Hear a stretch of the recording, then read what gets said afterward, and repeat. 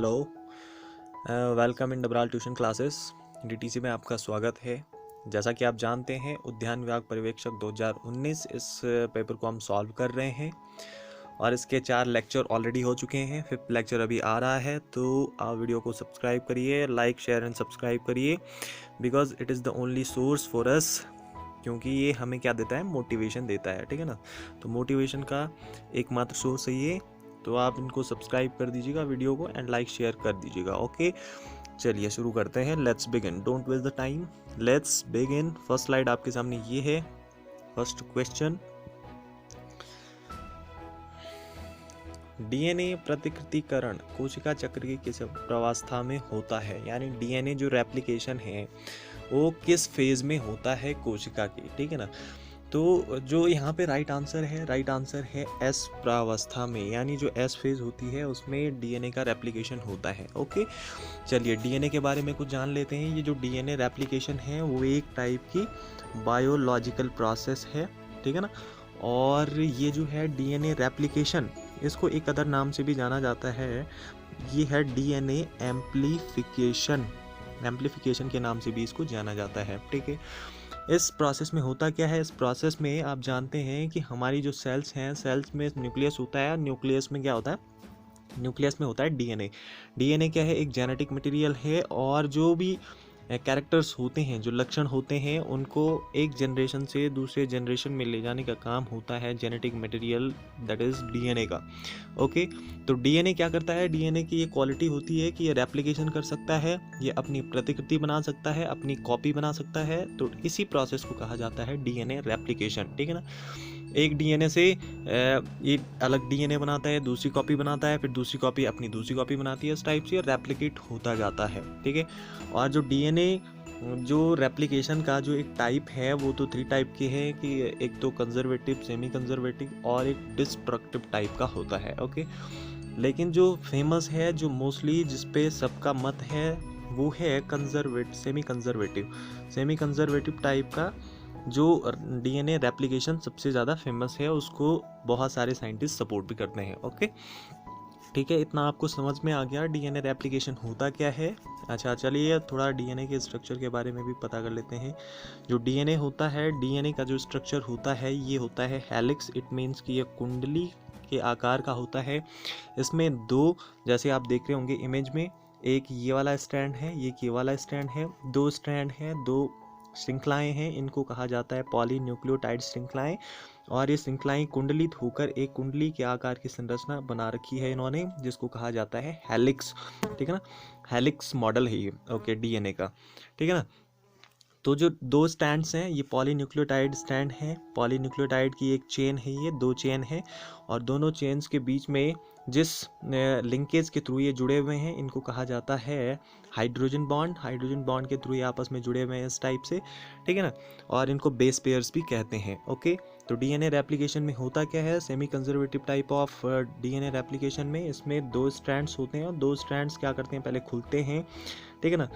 ये बाइंडिंग हो रखी है, पहले अनवाइंडिंग होती है उनकी, फिर ये खुलते हैं इस टाइप से। ठीक है ना। खुलने के बाद ये कुछ इस टाइप से होते हैं। ये 2 स्ट्रैंड्स हैं, इस टाइप से डीएनए के 2 स्ट्रैंड्स बन जाते हैं। फिर डीएनए के 2 स्ट्रैंड्स को जो काटने का काम करते हैं, यानी जो डीएनए की जो कॉइल है उसका अनबाइंडिंग करने का जो काम करता है, वहाँ पे एक एंजाइम होता है, यहाँ पे ध्यान रखिएगा, हेलिकेज उसको कहते हैं। हेलिकेज उस एंजाइम का नाम है। ये डीएनए की जो कुंडली है इसको खोलने का काम करता है। ठीक है। और जैसे जैसे ये कुंडली खुलती है, इसमें ये स्पेसिफिक टाइप के नाइट्रोजनिक बेस जुड़े हुए होते हैं। एडेनिन, प्यूरिन्स, जो आपने सुने होंगे, प्यूरिन्स एंड पिरिमिडिन्स, वो यहाँ पे जुड़े हुए होते हैं। और इनके बीच में फिर जैसे ही अलग अलग टाइप की 2 कॉइल बन जाती है, 2 चेन बन जाती है। इसके बाद इसमें क्या होता है, इन चेन्स पर पॉलीन्यूक्लियोटाइड जुड़ते जाते हैं, और इस टाइप से एक नई श्रृंखला का निर्माण हो जाता है। और इस जो नई कॉपी बनी है कार्बन की, इस क्या बोलते हैं, डीएनए की, इस न्यू कॉपी में एक तो होता है पुराना डीएनए का स्ट्रैंड और एक होता है न्यूली फॉर्म स्ट्रैंड, ठीक है ना। जैसे ये वाला है, ये वाला पुराना वाला स्ट्रैंड है, और जो इसके ऊपर जो बन रखा है ये वाला स्ट्रैंड, ये न्यू फॉर्म्ड स्ट्रैंड है, ठीक है। तो ये सेमी कंजर्वेटिव टाइप का डीएनए रेप्लिकेशन है। हेलिकेज यहाँ पे डीएनए की अनवाइंडिंग करता है, और जो न्यूक्लियोटाइड को जोड़ता है इस जो ओल्ड वाली जो पॉलीन्यूक्लियोटाइड है, इस पे जो न्यूक्लियोटाइड जोड़ने का काम करता है, वहाँ पे एक एंजाइम है, उसका नाम है पॉलीमरेज टाइप का एंजाइम यहाँ पे काम करता है जो डीएनए स्ट्रैंड्स बनाता है। ओके, चलिए ये आपको समझ में आ गया। चलते हैं नेक्स्ट क्वेश्चन पे। नेक्स्ट क्वेश्चन है कि ठोस धुआंरी एक उदाहरण है। ठोस धुआंरी एक उदाहरण है, राइट आंसर है एल्यूमिनियम फॉस्फाइड, ठीक है ना। एल्यूमिनियम फॉस्फाइड क्या है? ये एक हाईली टॉक्सिक है, टॉक्सिक मटेरियल है, ये हाईली टॉक्सिक मटेरियल है। और इसका जो यदि कलर की बात की जाए तो ये कलरलेस है, और कलरलेस कैसा है? ये सॉलिड फॉर्म में मिलता है, ठीक है ना। और इसका यूज़ क्या है? यूज़ क्या होता है इसका जैसे आप बोल रहे हैं फ्यूमिगेंट्स में इसका यूज़ किया जाता है। यानी यदि हमें कहीं पे क्या करना है, धुआं छोड़ना है, तो धुआंरे के रूप में, एक फ्यूमिगेंट्स के रूप में इसका यूज़ किया जाता है। फ्यूमिगेंट्स के रूप में क्यों इसका यूज़ होता है? क्योंकि ये जो है, एक तो फ्यूमिगेंट्स, जैसा मैं बता रहा हूँ, फ्यूमिगेंट्स के रूप में इस्तेमाल होता है। सेकंड बात है कि जो चूहे वगैरह होते हैं ना, रोडेंट्स, ये रोडेंटिसाइड्स के रूप में भी यूज़ होता है, ठीक है ना। और फ्यूमिगेंट्स के रूप में इसका स्प्रे कब करते हैं? जैसे कि गोडाउन्स होते हैं, वहाँ पे क्या होते हैं, वहाँ पे जो सिरिल्स होते हैं, सिरिल्स इट मीन जैसे चावल है, धान है, इस टाइप के जो फूड ग्रेन्स हैं उनको स्टोर किया जाता है। तो वहाँ पे बहुत सारे इंसेक्ट या छोटे छोटे, जैसे आपने देखे होंगे, घुन वगैरह लग जाते हैं जो पूरी स्टॉक को ख़राब कर देते हैं। इसलिए वहाँ पे फ्यूमिगेंट्स का स्प्रे किया जाता है, और उस फ्यूमिगेंट्स में होता है एल्यूमिनियम फॉस्फाइड, क्योंकि ये बहुत टॉक्सिक मटेरियल है और ये इंसेक्ट को ख़त्म कर देता है। तो एज अ इंसेक्टिसाइड भी इसका यूज़ किया जाता है, और साथ ही रोडेंटिसाइड के रूप में भी इसका यूज़ किया जाता है, जैसे चूहे वगैरह को मारने के लिए। और साथ ही फ्यूमिगेंट्स के रूप में भी इसका इस्तेमाल किया जाता है एल्यूमिनियम फॉस्फाइड का, ठीक है। ओके, समझ में आ गया। चलिए चलते हैं नेक्स्ट क्वेश्चन पे। नेक्स्ट क्वेश्चन में आपसे पूछा गया है कि मक्का की पॉपकॉर्न वैरायटी है, तो पॉपकॉर्न वैरायटी यहाँ पे राइट आंसर है जियामेज। जियामेज की बहुत सारी वैरायटीज़ हैं। जियामेज नेम है किसका? मक्के का, ठीक है ना। मक्के का जो नेम है, साइंटिफिक नेम है, वो है जियामेज, ठीक है। और इसकी एक अदर वैरायटी है, उसका नाम है इवर्टा, और इसी से ही पॉपकॉर्न वगैरह रेडी किए जाते हैं, ठीक है। ओके, नेक्स्ट क्वेश्चन आपके सामने कि निम्न में से पृथ्वी का फेफड़ा कहा जाता है किसको? राइट आंसर है अमेज़न के जो फॉरेस्ट हैं, अमेज़न के फॉरेस्ट, उनको कहा जाता है लंग्स ऑफ द अर्थ। क्यों कहा जाता है? एक बार मैं आपको लोकेशन बता देता हूँ कि अमेज़न फॉरेस्ट कहाँ पे है। आपने कॉन्टिनेंट्स पढ़े होंगे, तो 7 कॉन्टिनेंट में आता है एक साउथ अमेरिका का कॉन्टिनेंट, ठीक है ना। साउथ अमेरिका के कॉन्टिनेंट में एक कंट्री है ब्राज़ील, ठीक है ना। ब्राज़ील, जहाँ पे चाय कॉफ़ी सबसे ज़्यादा प्रोड्यूस की जाती है। तो ब्राज़ील में ही एक रिवर बहती है, उसका नाम है अमेज़न। और इस अमेज़न की जो पेरीफेरी है, जहाँ पे इसका ड्रेनेज सिस्टम है, वहाँ पे बहुत सारी वेजिटेशन है, बहुत सारे प्लांट स्पीसीज़ हैं, एनिमल स्पीसीज़ हैं, और वहाँ पे एक रेन फॉरेस्ट है। तो बहुत सारी वेजिटेशन है, बहुत सारी डाइवर्सिटी है, ठीक है ना। उसी को कहा जाता है अमेज़न रेन फॉरेस्ट, ठीक है। अमेज़न के वर्षावन। अमेज़न रेन फॉरेस्ट करते क्या हैं? क्योंकि आपको पता होगा कि जो प्लांट्स हैं, प्लांट्स ऑक्सीजन को रिलीज़ करते हैं, और जो CO2 है, CO2 को ये एब्जॉर्ब करते हैं फोटोसिंथेसिस के थ्रू अपने फूड को तैयार करने के लिए, ठीक है।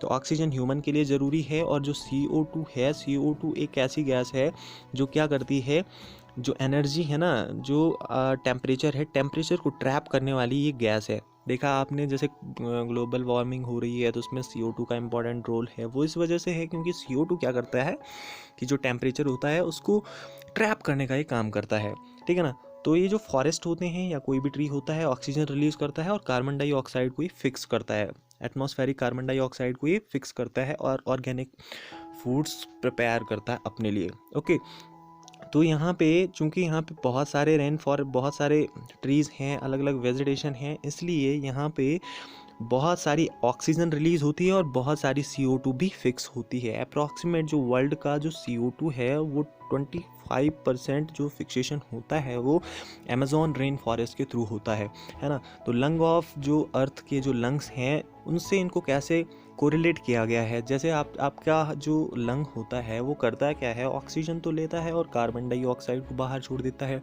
ठीक है ना।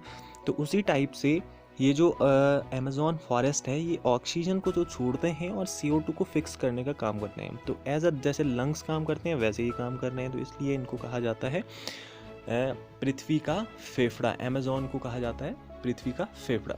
ओके, और यहाँ पे कुछ और जानने वाली बात तो है नहीं, यही इम्पॉर्टेंट थिंग है, इसलिए आप इनको नोट करिए कॉपी में, और जो भी इम्पोर्टेंट फैक्ट हैं कॉपी में नोट करते रहिए, ठीक है। चलते हैं नेक्स्ट क्वेश्चन पे। नेक्स्ट क्वेश्चन आपके सामने ये रहा कि प्याज में जो तीखापन होता है, देखिए यहाँ सामने एक इंडिविजुअल कोई व्यक्ति है और एक प्याज के सामने बिल्कुल इसकी आँख से गंगा यमुना बह रही है, ठीक है ना। तो ये किस वजह से है, ये है यहाँ पे एलाइल प्रोपाइल डाइसल्फाइड एक कंपाउंड होता है जो आपके ऑनियन एंड गार्लिक में प्रेजेंट होता है। इसकी वजह से क्या होता है, ये इसकी प्रॉपर्टीज़ क्या हैं, तो ये एक किस टाइप का है, यहाँ पे ये एक जो है ऑर्गेनो सल्फर कंपाउंड है, ऑर्गेनो सल्फर कंपाउंड, ठीक है ना। ऑर्गेनो सल्फर इट मीन्स इसमें ऑर्गेनिक यानी कार्बन हाइड्रोजन होंगे और साथ ही में सल्फर होगा। तो फर्स्ट पॉइंट है कि ऑर्गेनो सल्फर कंपाउंड है। सेकेंड पॉइंट, इसका केमिकल फार्मूला क्या है, केमिकल फार्मूला है C3H5S2C3H7, ठीक है। C3H5S2C3H7 ये इसका फॉर्मूला है, ठीक है ना। इसकी अच्छा प्रॉपर्टी क्या है, ये एक वॉलेटाइल है। वॉलेटाइल्स का मतलब होता है ये वाष्पीकृत जल्दी से हो जाता है ना। वॉलेटाइल और किस टाइप कलर इसका कैसा होता है, पेल येलो, है ना। पेल येलो कलर की एक लिक्विड होता है जो गार्लिक एंड ऑनियन के अंदर होता है, ठीक है।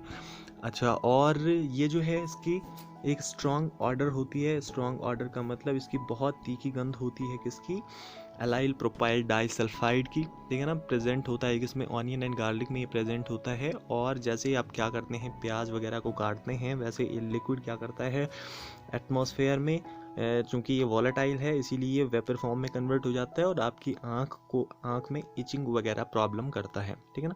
तो जो रिस्पॉन्सिबल गैस है, रिस्पॉन्सिबल सब्सटेंस है वो एलाइल प्रोपाइल डाइसल्फाइड है। फॉर्मूला बता दिया है क्या, ये प्रॉपर्टीज़ बता दी मैंने, और कहाँ पे ये प्रेजेंट मिलता है, ठीक है। चलिए नेक्स्ट क्वेश्चन है कि डाउन सिंड्रोम में गुणसूत्रों की संख्या कितनी होती है। डाउन सिंड्रोम क्या है, डाउन सिंड्रोम इसको कहा जाता है, एक फर्स्ट पॉइंट इसमें ये है कि डाउन सिंड्रोम जो है इसको कहा जाता है ट्राइसोमी किसमें 21। ट्राइसोमी 21 क्या है इसको हम अभी समझने वाले हैं, पहले आप पॉइंट नोट कर लीजिए। सेकंड पॉइंट इसको कहा जाता है क्या, कि जो डाउन सिंड्रोम है वो एक टाइप का क्या है, जेनेटिक डिसऑर्डर है, एक टाइप का डिसऑर्डर है, एक टाइप की एबनॉर्मलिटीज़ हैं, एक टाइप की अनियमितता है। कहाँ पे अनियमितता हो जाती है, जब जेनेटिक्स में यानी DNA में, वहाँ पे जब एबनॉर्मैलिटी उत्पन्न हो जाती है तो जेनेटिक डिसऑर्डर हो जाता है, ओके। और यहाँ पे जो ट्राइसोमी होती है वो कहाँ होती है, क्रोमोसोम हमारे बॉडी में कितने हैं, हमारी बॉडी में जो क्रोमोसोम होते हैं वो होते हैं 23 जोड़े, जिसमें 22 होते हैं, 23 पेयर्स होते हैं, और 22 उसमें होते हैं ऑटोसोम्स, यानी ऐसे गुणसूत्र जो एक जैसे हैं। और जो एक पेयर होता है, एक जोड़ा, वो होता है क्या, उसको कहा जाता है एलोसोम्स, या इसको कहा जाता है सेक्स क्रोमोसोम, ठीक है ना। तो जो एलोसोम्स हैं उनमें ये डिसऑर्डर नहीं है, ये हो रहा है कहाँ, ऑटोसोम में डिसऑर्डर हो रहा है। और कौन से जोड़े में, जो 21वां जोड़ा हमारा गुणसूत्र है वहाँ पे क्या होता है, जनरली एक जोड़े में 2 गुणसूत्र होते हैं, लेकिन जो डाउन सिंड्रोम है वहाँ पे टोटल क्रोमोसोम कितने बन जाते हैं, 21वें जोड़े में 3 क्रोमोसोम बन जाते हैं, ठीक है ना। 3 क्रोमोसोम बनने के कारण जो टोटल क्रोमोसोम होता है उस इंडिविजुअल में, जो इसका विक्टिम है उसमें 47 क्रोमोसोम होते हैं, यानी एक एक्स्ट्रा क्रोमोसोम उसमें प्रेजेंट होता है, ओके। अच्छा, ये आपको समझ में आ गया कि ट्राइसोमी हो रही है और ये एक जेनेटिक डिसऑर्डर है। और ट्राइसोमी का मतलब जब क्रोमोसोम क्या हो, क्रोमोसोम कहीं पे 3 हो जाए, ठीक है ना, उसको कहा जाता है ट्राइसोमी, ठीक। तो ट्राइसोमी को डिनोट किया जाता है, यदि आपने बायोलॉजी पढ़ी होगी, 2n+1 को हम ट्राइसोमी, इसका फॉर्मूला ये होता है 2n+1। 2n+1 का मतलब है कि क्या 2 इंटू नंबर ऑफ क्रोमोजोम कितने हैं 23 इंटू 1, तो 23 दूनी 46 और 1 47, तो टोटल क्रोमोजोम उसमें होते हैं 47 और 21 क्रोमोजोम में ये ट्राइसोमी हो रही है। ओके, अच्छा इसके कैरेक्टर्स क्या होंगे, इसके सिम्टम्स क्या होंगे। यदि किसी को डाउन सिंड्रोम हो जाता है तो वहाँ पे जो मेन इशू आता है, एक तो ग्रोथ उस इंडिविजुअल की, उस बच्चे की अच्छे से नहीं होती है जहाँ पे ये डाउन सिंड्रोम आपको देखने को मिलेगा। और जो सेकंड वाली बात है कि इंटेलेक्चुअल, यानी वो जो इंडिविजुअल होगा वो थोड़ा ब्रेन से उसकी आईक्यू कम होगी, यानी इंटेलेक्चुअल डिसेबिलिटी होगी उसमें, ठीक है ना। तो ये एक इम्पॉर्टेंट उसके क्या हैं सिम्टम्स हैं। और इनको क्योर करने की कोई मेडिसिन है क्या, नहीं, इनको क्योर नहीं किया जा सकता, कोई मेडिसिन नहीं है। आप क्या करिए, जो व्यक्ति भी इसका विक्टिम है उसको आप अच्छे से अच्छे एजुकेशन दीजिए, और उसकी जो है क्वालिटी ऑफ लाइफ को इम्प्रूव करने का एकमात्र है कि उसको एजुकेशन, अच्छे प्रॉपर एजुकेशन दीजिए और उसकी केयर करिए। ओके, यहाँ पे एक इमेज है, इमेज में देख रहे होंगे स्मॉल हेड उसका होता है, fold of skin between the eyes and nose, ठीक है ना, smooth area between the nose and upper आई।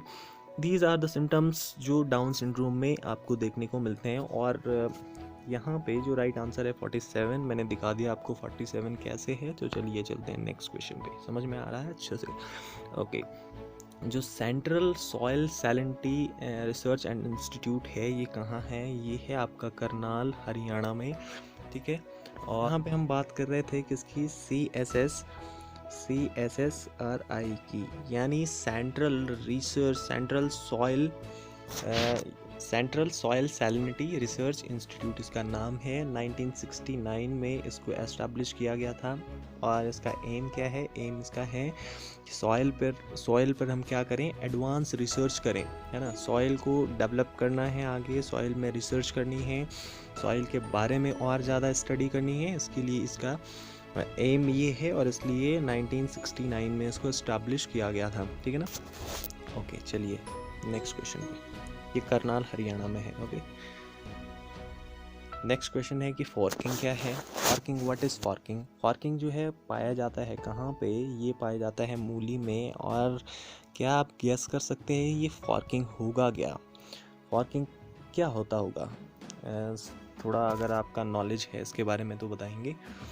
चलिए कोई दिक्कत नहीं। जो फॉर्किंग है, फॉर्किंग होता है एक डिसऑर्डर, और ये डिसऑर्डर जो है किसमें प्रेजेंट होता है, एक तो ये रेडिश यानी मूली में ही प्रेजेंट होता है, और साथ ही जो अदर कैरेट है, कैरेट में भी ये प्रेजेंट होता है, ठीक है ना। और ये जो है कब दिखता है आपको, वाई इट अकर्स, ये कब दिखता है, क्यों होता है ये, तो जनरली ये तब होता है जब जो प्लांट्स है, प्लांट्स की जो रूट है, रूट कब किस कंडीशन में हो, ज़्यादा मॉइस्चर की कंडीशन में हो। और मॉइस्चर की कंडीशन में कब हो, जब उसकी जो रूट है वो डेवलप हो रही हो। रूट डेवलपमेंट के ड्यूरेशन में यदि जो रूट है वो ज़्यादा मॉइस्चर में रहती है, एक्सेसिव मॉइस्चर में रहती है, तो उसकी वजह से उसमें फॉर्किंग का जो डिसऑर्डर है वो पैदा हो जाएगा, ठीक है। चलिए चलते हैं नेक्स्ट पे। तो ये एक डिसऑर्डर है और रेडिश एंड कैरेट में प्रेजेंट होता है, ड्यू टू एक्सेसिव मॉइस्चर की वजह से ये इसमें जो है उत्पन्न होता है। जो सलाइवरी एमाइलेज को जाना जाता है, राइट आंसर है यहाँ पे टाइलिन।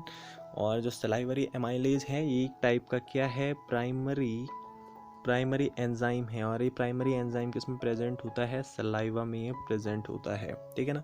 इसका काम क्या है, इसका फंक्शन क्या है, इसका फंक्शन ये है कि जो कार्बोहाइड्रेट्स हैं, कार्बोहाइड्रेट्स जो पॉलीसैकेराइड्स हैं, पॉलीसैकेराइड्स को इसको ये क्या करता है, पॉलीसैकेराइड्स को कन्वर्ट करता है मोनोसैकेराइड्स में, या फिर शुगर में ये कन्वर्ट करता है। तो जो कॉम्प्लिकेटेड मॉलिक्यूल्स हैं उसको सिंपलेस्ट मॉलिक्यूल में इसका कन्वर्ट करने का फंक्शन है, ठीक है ना।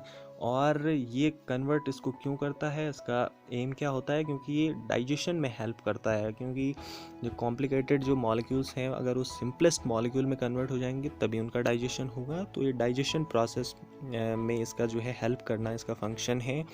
और जो सलाइवरी ग्लैंड से, जो सलाइवरी ग्लैंड्स होती है हमारी, वहाँ से रिलीज होता है। ओके, और इम्पॉर्टेंट बात इसमें समझने वाली ये है कि जो एमाइलेज है, एमाइलेज जो रिलीज़ किया जाता है एक तो सलाइवा में प्रेजेंट होता है और एक प्रेजेंट होता है ये कहाँ पे, पैंक्रियाज भी इसको रिलीज़ करता है, लेकिन उसके द्वारा रिलीज़ किया गया जो क्या होता है एमाइलेज होता है उसको अल्फ़ा एमाइलेज कहा जाता है। पैंक्रियाज से रिलीज़ होने वाला जो एमाइलेज होगा वो अल्फ़ा एमाइलेज होगा और जो सलाइवरी से वो सलाइवरी एमाइलेज होगा और उसको एक अदर नाम से आप जानते हैं क्या, टाइलिन के नाम से। ओके, चलिए चलते हैं नेक्स्ट पे। नेक्स्ट है कि किसान क्रेडिट कार्ड जो योजना है वो कब लॉन्च की गई थी। तो किसान क्रेडिट कार्ड जो योजना है वो 1998 में ये यहाँ पे थोड़ा बैग चला गया है, कोई दिक्कत नहीं, 1998 में ये जो है लॉन्च की गई थी और कब, अगस्त 1998 में ये की गई थी। इसको किसने प्रिपेयर किया था, जिसको प्रिपेयर किया था नाबार्ड ने। और आप मुझे क्या करेंगे, नाबार्ड की जो फुल फॉर्म है और इसकी एस्टेब्लिशमेंट कब हुई ये मुझे आप कमेंट करके बताएंगे। ओके, ठीक है ना। और ये जो है ये किसान क्रेडिट कार्ड बनाया क्यों गया था, क्योंकि इसको बनाने की रिकमेंडेशन किसने दी थी, तो एक आर.वी. गुप्ता कमेटी थी, आर.वी. गुप्ता कमेटी, इनके रिकमेंडेशन पर ये किसान क्रेडिट कार्ड KCC जिसको कहा जाता है KCC, इसको जो है इंट्रोड्यूस किया गया था। ठीक है, इसका एम क्या है, इसका एम है कि जो फार्मर हैं जो एग्रीकल्चर एक्टिविटी से जुड़े हुए हैं उन लोगों को क्या करना, टर्म लोन्स देना, यानी उनको लोन्स प्रोवाइड करना, उनकी जो बिज़नेस है उनका जो एग्रीकल्चर है उसको और ज़्यादा प्रमोट करने के लिए उनको लोन्स प्रोवाइड करना। और सेकंड इम्पॉर्टेंट बात क्या है कि इन लोन्स के थ्रू वो क्या करें, जो लोन्स गवर्नमेंट उनको दे तो इस लोन्स की वजह से वो क्या करें, लो इंटरेस्ट पर, है ना, लो इंटरेस्ट पर लोन दे किसको, फार्मर्स को, ताकि जो लैंडलॉर्ड्स हैं और जो मनी लीडर हैं, महाजन हैं, वो उनसे क्या करते हैं, उनको लोन तो देते हैं लेकिन हाई इंटरेस्ट रेट पर देते हैं और उनके उसके बाद जब वो नहीं चुका पाते तो फिर उनकी ज़मीन को कब्जा लेते हैं। उनसे बचाने के पीछे उनसे बचाने का भी एक जो उद्देश्य है वो है इस KCC प्रोग्राम का, इस KCC किसान क्रेडिट कार्ड या इस स्कीम का। ठीक है, और जो नेक्स्ट पॉइंट है ये किसान क्रेडिट कार्ड जो ये स्कीम है इसके थ्रू क्या किया जाता है, इसके थ्रू जो है जो क्या कहते हैं उसको, जो क्रॉप है, क्रॉप का इंश्योरेंस भी दिया जाता है इस स्कीम के थ्रू। ओके, तो ये है किसान क्रेडिट कार्ड 1998 में। क्वेश्चन आप अपना ध्यान रखिएगा, नाबार्ड एंड इसकी एस्टैब्लिशमेंट आपको मुझे बतानी होगी, ठीक है ना, कमेंट बॉक्स में। ठीक है, तो ये 10 क्वेश्चन थे, वेरी इंपॉर्टेंट क्वेश्चन है ये, अपनी कॉपी में नोट करिएगा और इनको रिवाइज भी करते रहिए टाइम पे। ओके, तो अब ये जो उद्यान पर्यवेक्षक है इसका शायद मुझे लगता है लास्ट लेक्चर अब आएगा और उसके बाद ये कंप्लीट हो जाएगा। ठीक है, तो आप क्या करो, वीडियो को लाइक शेयर एंड सब्सक्राइब, आपको पता है ये करना है क्योंकि ये मोटिवेशन देता है आपसे इसी टाइप की वीडियोस और आपकी नॉलेज को और ज़्यादा एनलाइट करने के लिए हमारे पास एकमात्र माध्यम है, आप सब्सक्राइब करिएगा, बेल आइकन को प्रेस करो and hit the like button. So thank you very much, thanks for watching, have a nice day, God bless you all.